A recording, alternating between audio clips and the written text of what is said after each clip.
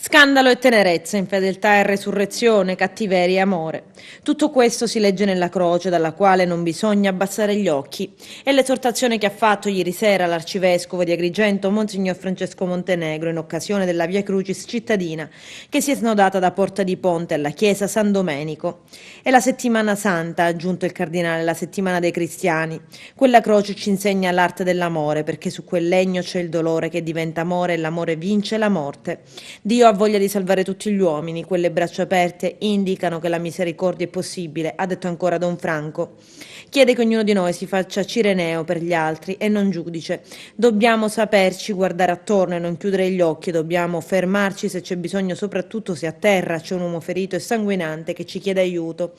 Se ci fermiamo dobbiamo essere capaci di porgere il sudario come fece la Veronica. Questa città, ha sottolineato l'arcivescovo, ha bisogno donne e uomini nuovi. Don Franco ha infine ricordato e chiesto di pregare per quanto è accaduto a Stoccolma, in Svezia e prima in Siria. Sono storie nostre, storie dei nostri fratelli, evidenziato. Il cardinale, oggi in visita al carcere Petrusa di Agrigento, ha portato agli agrigentini il saluto e l'abbraccio di Papa Bergoglio.